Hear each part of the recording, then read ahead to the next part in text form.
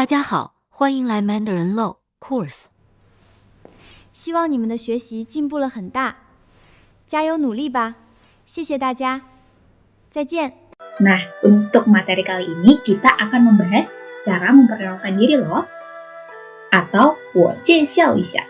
Nah, oleh karena itu teman-teman harus menyimak dengan baik ya. Sudah siap? Oke, kalau sudah siap kita akan mulai untuk materi pada video berikut ini. Nah, di sini ada tehua atau dialog. Nah, seperti biasa, nanti Laushe baca dan juga teman-teman tirukan ya. 大家好，我介绍一下，我是大卫。 Sekali lagi, 大家好，我介绍一下，我是大卫。 我是美国人，我今年19岁了。 Sekali lagi, 我是美国人，我今年19岁了。 我是北京大学的大学生，认识你们，我很高兴。 Sekali lagi, 我是北京大学的大学生，认识你们，我很高兴。 Oke, bisa ya teman-teman? Nah, setelah itu kita akan mulai mempelajari kosakata yang ada dalam dialog tersebut. Sudah siap? Oke, kita mulai ya. 大家好，我介绍一下. Nah, teman-teman, kalau misalnya ada kata di belakang seperti ini, yang hansinya seperti ini, kita bacanya adalah R-nya saja, E-nya tidak usah. Jadi cara bacanya adalah 我介绍一下. Hanya diambil R-nya saja ya, teman-teman. 大家好 artinya halo semuanya. Jadi kalau misalnya setiap di pembukaan video Laushe selalu bilang 大家好, berarti Laushe bilang halo semuanya. Oke, bisa ya teman-teman. Jadi kalau misalnya teman-teman ada di sebuah acara atau bertemu dengan banyak orang, nah teman-teman mau menyapa orang-orang tersebut, kita pakainya 大家好. Oke, bisa ya. Nah, sebelumnya kita juga mengenal kata 你好. Nah, kalau bedanya, 你好itu digunakan untuk menyapa satu orang saja. Tapi kalau 大家好, kita menggunakannya untuk menyapa banyak orang. Kemudian ada 介绍. 介绍 artinya memperkenalkan. Kemudian 一下 sebentar. Oke. Nah, kita akan membahas kalimat di atasnya. 大家好，我介绍一下。大家好。Apa artinya? Masih ingat teman-teman? 大家好 artinya halo semuanya. Kemudian 我 artinya saya. 介绍 memperkenalkan, 一下 sebentar. Jadi 大家好，我介绍一下 artinya, ada yang tahu teman-teman? Betul sekali. Artinya, halo semuanya, saya memperkenalkan diri sebentar.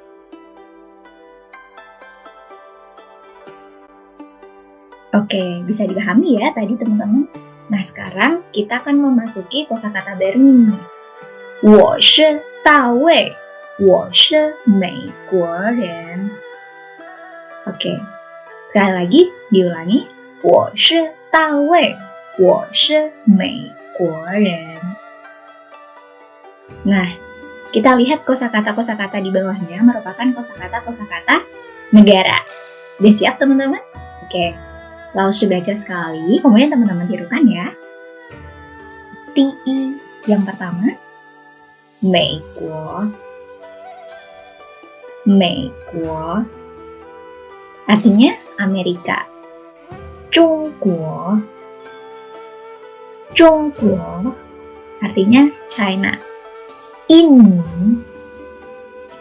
Ini artinya Indonesia. Jepang,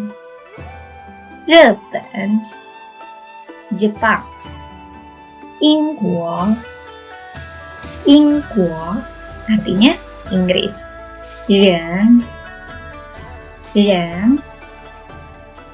orang.美国人, orang Amerika. 中国人,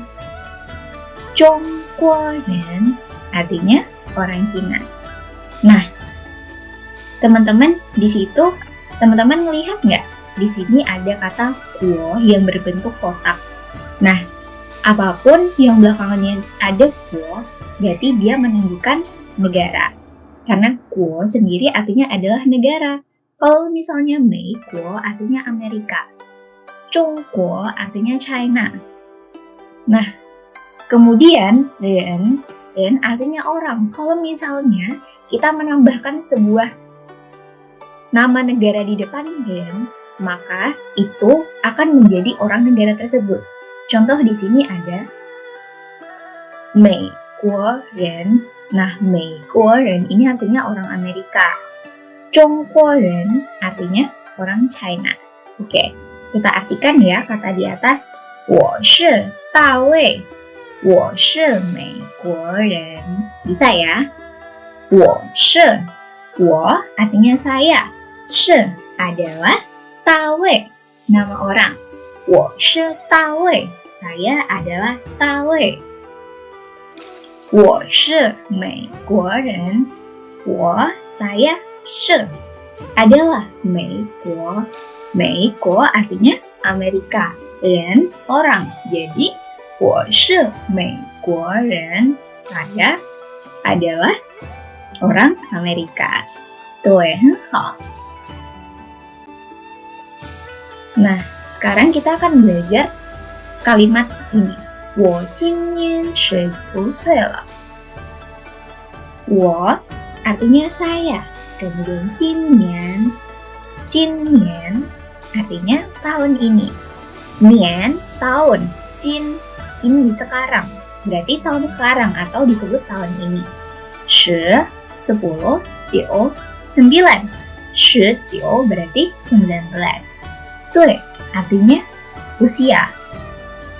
Le itu untuk menandakan bahwa hal atau kalimat tersebut sudah terjadi. 我今年19岁了.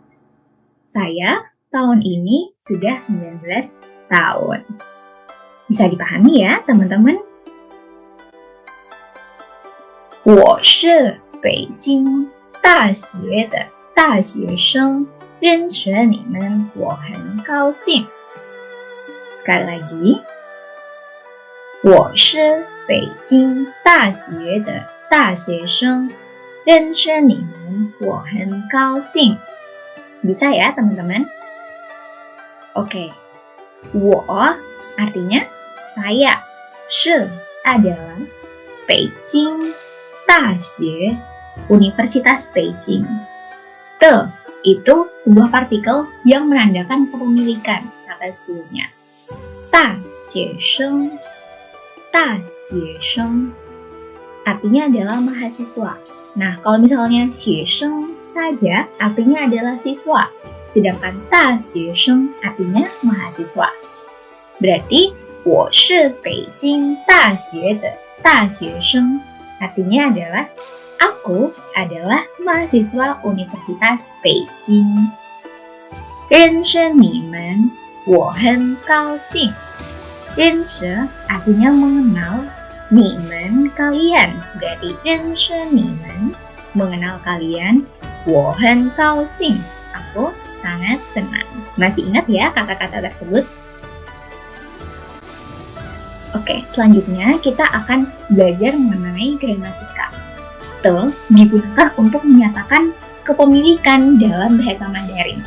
Nah, contoh penggunaan te ini berada di antara kata ganti dan juga kata benda. Nah, contohnya teman-teman bisa lihat di tabel berikut ini. Nah, kata ganti orang, contohnya apa saja? Teman-teman masih ingat?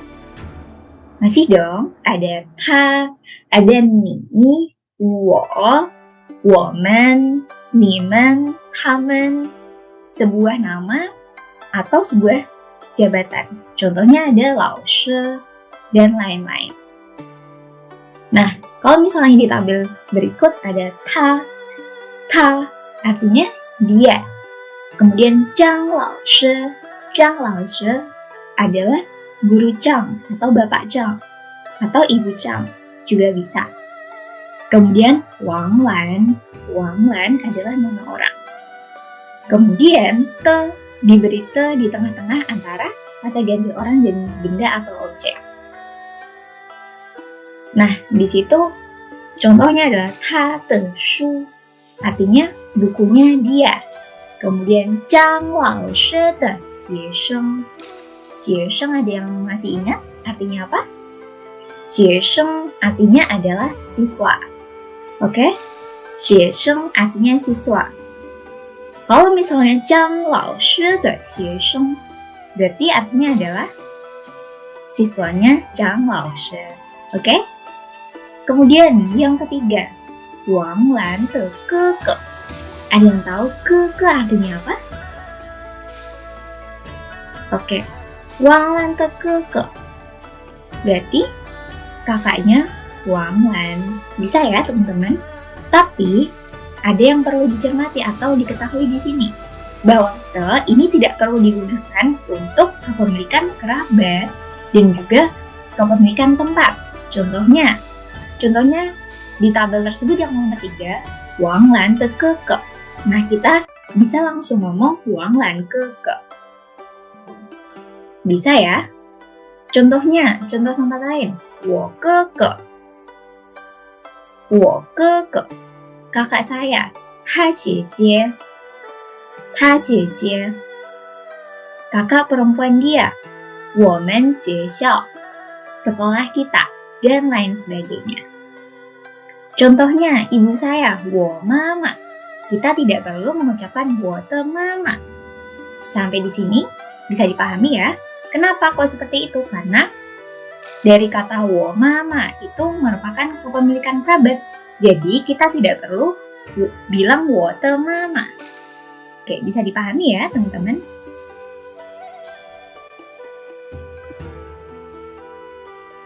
Kemudian kita akan beralih ke penggunaan she. Nah, she itu artinya merupakan adalah. Nah, penggunaan kata she ini berada di antara kata ganti orang dan juga kata ganti objek. Bisa ya teman-teman? Contohnya, 我是中国人. Aku adalah orang Cina. 他是老师. Dia adalah guru. 他是学生. Dia adalah murid. Oke, bisa dipahami ya teman-teman? Intinya, she itu berada di antara kata ganti orang dan juga kata benda atau objek. Nah, penggunaannya sama seperti bahasa Indonesia. 我是 titik-titik. Aku adalah apa? Nah, selanjutnya kita akan belajar tentang cara menyebutkan angka belasan dalam bahasa Mandarin. 11 artinya 11. 15 artinya 15. 18 artinya 18. Nah, teman-teman sudah hafal dong angka 1 sampai 10? Sudah hafal ya, teman-teman? Oke, kalau misalnya belum hafal, kita ingat-ingat lagi bersama Lao Shi. 1, 2, 3, 4, 5, 6, 7, 8, 9, 10. Oke. 10 artinya 10. Kalau misalnya kita mau bilang 11, tinggal ditambah angka satuan di belakangnya. Berarti 11 artinya 11. 15 artinya 15. Dan seterusnya. Bisa ya, teman-teman? Oke, Nah, kemudian kita akan belajar cara menyebutkan angka puluhan dalam bahasa Mandarin. 20 artinya 20. Kalau kita misalnya mau bilang 21, berarti kita tinggal menambahkan angka satuan di belakangnya.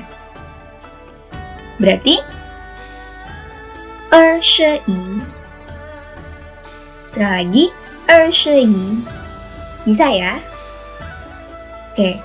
Begitu pula kalau misalnya kita ingin menambahkan angka-angka yang lain. Contohnya 51, 51. 55, 55. Tinggal ditambahkan she setelah angka satu yang kita pilih. Oke, mudah ya teman-teman. 83, 83.